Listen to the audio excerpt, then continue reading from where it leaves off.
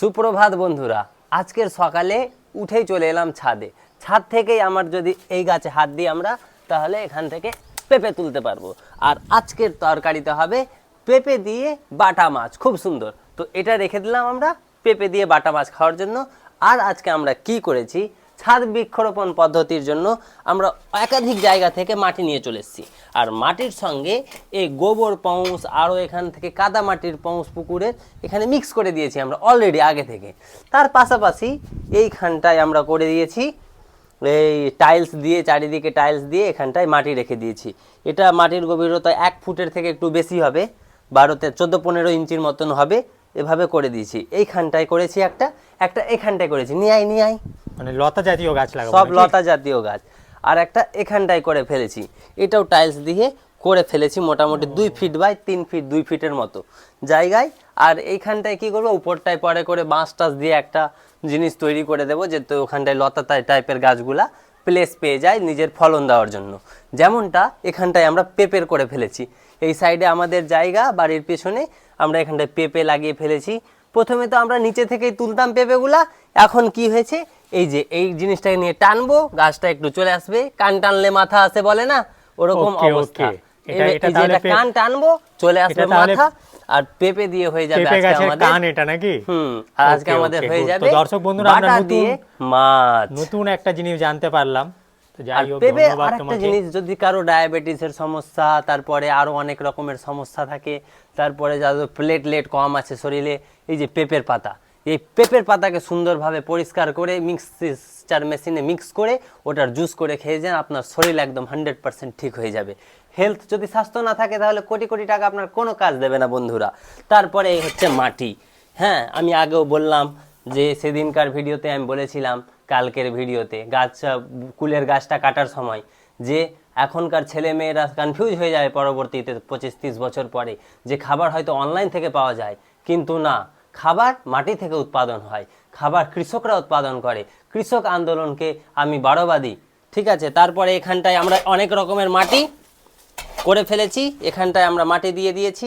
এখানটায় লাউ, তোরাই, ঝিঙে, ঝিচিঙ্গা, তারপরে এখান তোরাই আছে, এগুলো রোপণ করে ফেলেছি।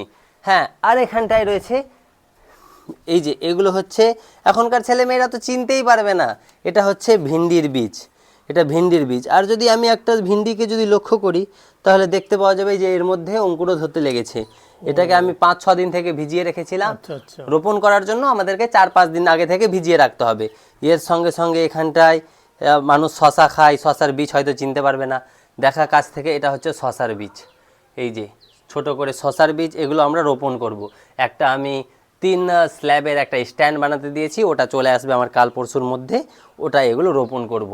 এখানে ভুট্টা দানা রয়েছে, একটা ভুট্টায়, একটা মাকাই গাছে 3-3টা ভুট্টা হবে। এটা হচ্ছে হাইব্রিড ভুট্টা, একটাতে 3-3টা, ঠিক আছে। কম জায়গায় বেশি পরিমাণে উৎপাদন। হ্যাঁ, আর তার সঙ্গে সঙ্গে কিছু আমি জিনিস ভিজিয়ে রেখেছি, যেগুলো আমাদের ছাদে রোপণ করার জন্য হবে। এখানে নিয়ে চলে আয়, বন্ধুদেরকে দেখা। এই হচ্ছে পালং ভিজিয়ে রেখেছি, এটা হচ্ছে পুরো দেশি পালং। এখানটায় রয়েছে আমাদের লাল শাকের বিচি, অনেক কেউ চিনে না, লাল শাক, পুঁই রয়েছে ওখানটায়।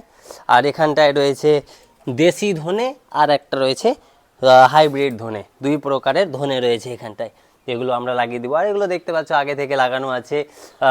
সাপুরি আমের গাছ, এই যে একটা সাপুরি আম এখানে হয়েছে 2টা কুড়ি। আর এই সাপুরি আম গাছের বৈশিষ্ট্য হচ্ছে, একটা সাপুরি আমের ওজন 500-600 কেজির প্লাস, মানে 500-600 কেজি বলে ফেললাম আমি, সরি। তো 500-600 গ্রামের থেকে বেশি, ওটা কোনো মেজর ইস্যু। হ্যাঁ, তো খুব সুন্দর লাগছে, আপনি উৎপাদন নিজে করে খাচ্ছেন। হ্যাঁ, এটা সত্যি একটা ব্যাপক জিনিস। সো ফাইনালি ভাই যেগুলো অ্যানালাইজ করে বললো আর কি, এই কাজগুলো আমরা সকাল সকাল উঠে আর্লি মর্নিং করেছি। আর একটা কথা সবাইকে বলে দিই, গাছ লাগানোটা ছিল আমাদের মানে মেজর একটা ইস্যু আর কি, যে গাছ লাগাতে হবে, সবুজে ভরিয়ে তুলতে হবে চারিদিক। আর এর চেয়েও বড় কথা হচ্ছে, আসুন ছোট ছোট জিনিসের মধ্যে আনন্দ খুঁজে নিই। কোনো অলসতা নয়, কোনো ঢিলেমি নয়। এই যে সকাল সকাল আর্লি মর্নিং উঠলাম, মাটি রেডি করলাম, বীজ 5 দিন আগে থেকে ভিজিয়ে রেখেছিলাম, বীজগুলো রোপণ করলাম, এই যে ছোট ছোট কাজ, এর মধ্যে দিয়ে যে আনন্দ, সেটা সত্যি এক কথায় অসাধারণ আর কি। আর এই ছোট ছোট জিনিস জীবনে আনন্দ করতে পারলে জীবন হয়ে উঠবে আরও সুন্দর। আরও রোমাঞ্চময়। আসুন এইসব ছোট ছোট জিনিস আনন্দ করার মধ্যে দিয়ে পরিবেশকে সবুজ প্রাকৃতিক পরিবেশে ভরিয়ে তুলি। সবাইকে ভিডিওটি দেখার জন্য প্রচুর ধন্যবাদ। সবাই সুস্থ থাকুন, ভালো থাকুন।